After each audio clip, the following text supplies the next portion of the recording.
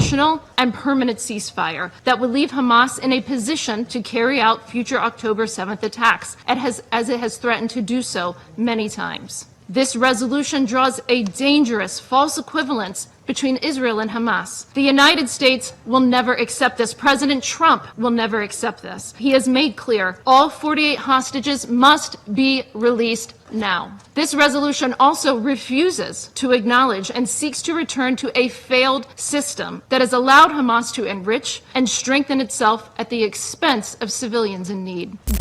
Gaza is once again engulfed by one of the most intense waves of attacks in recent months. Tanks, drones, and explosive-laden robots are deployed by Israel to strike densely populated areas.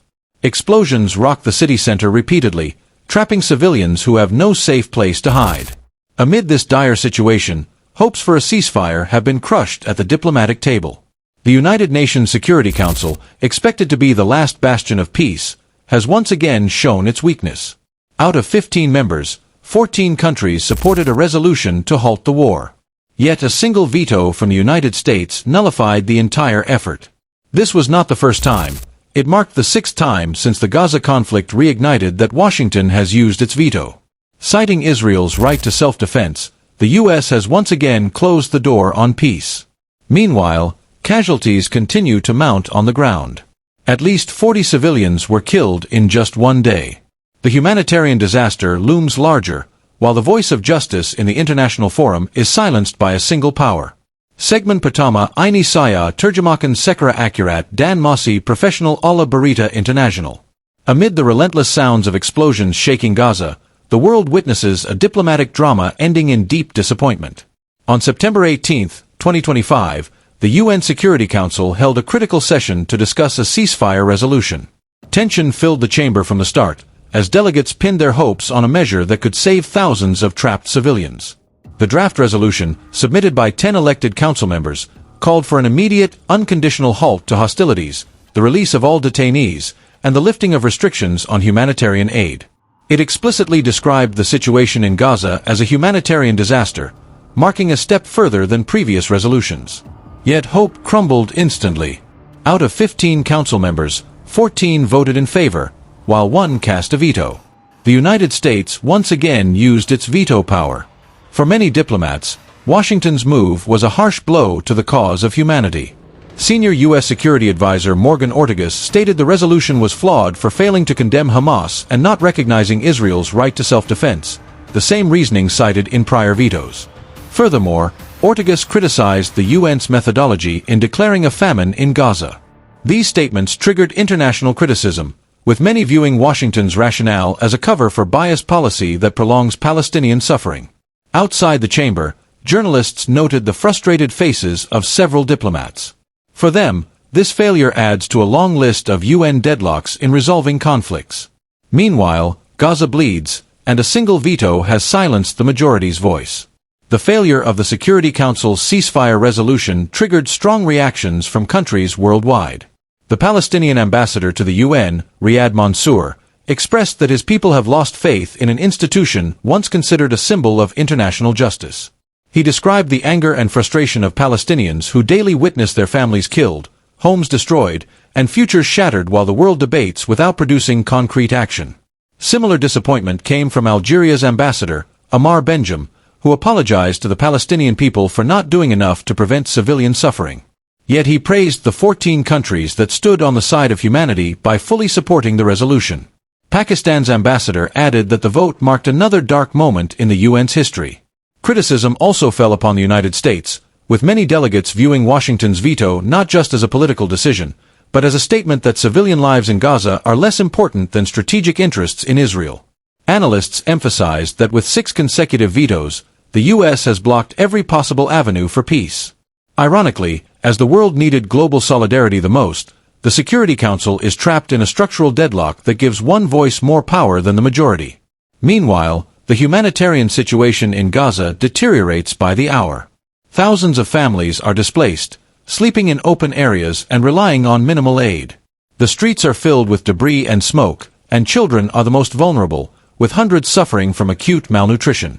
This stark reality highlights the urgent need for a ceasefire, yet the call falls silent within diplomatic halls. The harsh truth remains: a single veto from the United States can mute the cries of millions in Gaza. On the ground, Israel's military escalation shows no signs of stopping. Al Jazeera reported that on Thursday, September 18, 2025, Israeli forces advanced from the northwest and southeast of Gaza City. This maneuver trapped civilians in the middle, forcing them to flee toward the western part of the city, which was already overcrowded with displaced people. Israeli military spokesperson Nadat Shoshani announced the deployment of infantry, tanks, and artillery, supported by intensified airstrikes. In addition, Israel used advanced technology in the form of remotely controlled explosive robots directed toward residential areas before being detonated, adding terror to the already fearful population. Observers consider these attacks as a form of military experimentation, with Gaza serving as an open testing ground. Field journalist Hannah Mahmoud described a harrowing scene: streets filled with dust and smoke, continuous explosions, and the screams of terrified civilians echoing through every corner. At least 40 people, including children and women, were killed in a single day. Hospitals are overwhelmed, while electricity and medical supplies dwindle. Ambulances are unable to reach many locations due to damaged roads. Meanwhile, thousands of residents walk for miles carrying only what they can, heading toward uncertain destinations. The scene underscores the stark contrast between rhetoric in diplomatic corridors and the harsh reality on the battlefield. While the world debates, Gaza knows only one language: the roar of bombs and human suffering. The UN Security Council's failure to stop the war in Gaza raises a fundamental question: does the international body still have the power to enforce law and global justice? Many analysts argue that the UN has become a stage for power politics rather than a platform to protect civilians. In Gaza, a single U.S. veto repeatedly blocks the majority's voice. It is ironic that while 14 nations stand for peace, one country can undermine the entire resolution. This highlights the structural weakness of the veto system established after World War II. At the time, veto power was intended to maintain compromise among the 5 major powers. In practice, however, it has often been used to protect political allies, even when humanitarian interests are at stake. On the ground in Gaza, the consequences of this veto are immediate and deadly. Every delayed resolution means more civilian casualties. Grand UN headquarters in New York and Washington stand as silent witnesses, while streets in Gaza are leveled by relentless military strikes. Humanitarian organizations report thousands of families living without clean water, food, or shelter. Children sleep amidst rubble, while the elderly wait helplessly in emergency tents. Many residents have lost faith in international support, hoping only for one day without bombings.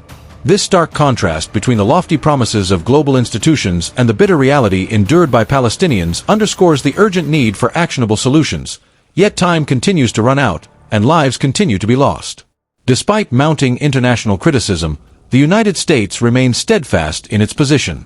Washington has repeatedly emphasized Israel's right to defend itself against Hamas attacks, even as the majority of casualties are civilians. Senior U.S. Security Advisor Morgan Ortagus argued that the ceasefire resolution was flawed for failing to condemn Hamas and questioned the UN's methodology in declaring famine in Gaza.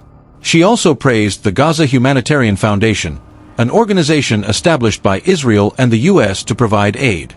Yet independent reports paint a different picture. Eyewitnesses have reported that Palestinians are often targeted while queuing for aid at GHF distribution points. These incidents add to the mounting evidence of civilian suffering and further tarnish the image of U.S. policy in the eyes of the international community. Analysts note that the veto is not merely a procedural matter, but a reflection of the long-standing strategic alliance between the U.S. and Israel. Military, intelligence, and financial support continue unabated despite widespread condemnation. Meanwhile, the humanitarian crisis worsens. Streets are filled with displaced families, hospitals operate on emergency generators, and medical supplies dwindle. For Palestinians, every hour without a ceasefire is a matter of life and death. This reality starkly contrasts the political discourse in New York and Washington, exposing the limits of diplomacy in preventing civilian tragedy. Although criticism echoes around the globe, diplomatic efforts show no signs of breakthrough. Delegations from Africa, Asia, and Latin America described the failed ceasefire vote as a low point for the Security Council. They emphasized that the Council's primary mandate is to maintain international peace and security, yet it has failed at the moment it is most needed. Meanwhile, the UN Secretary-General announced the formation of an independent team of experts tasked with documenting alleged genocide in Gaza. Their mission is to collect evidence of attacks targeting civilians, hospitals, and critical infrastructure, which could serve as a basis for international legal action. Yet skepticism remains, as past reports have often ended as archives with little enforcement. Countries such as Turkey, Iran, and South Africa called for the creation of alternative coalitions outside the UN to pressure Israel to halt its military operations.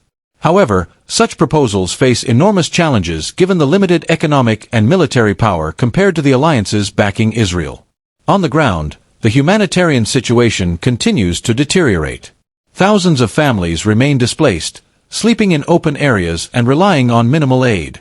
Humanitarian agencies warn of potential epidemics due to lack of clean water and sanitation.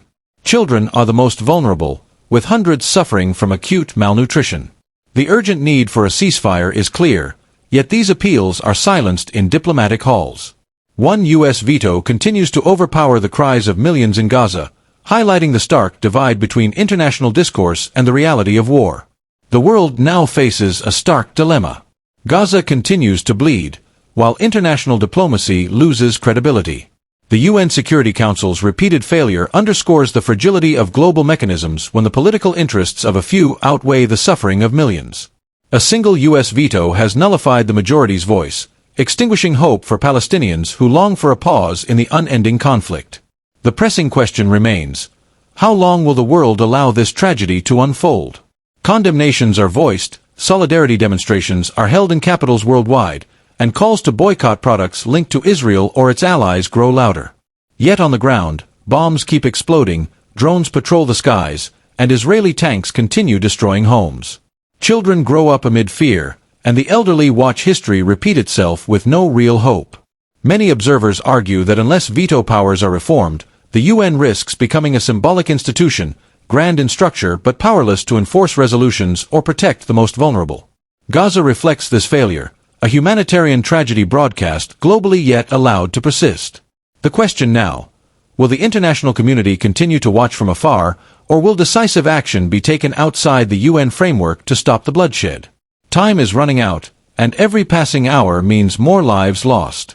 Gaza awaits an answer, while the world remains trapped in debate and inaction.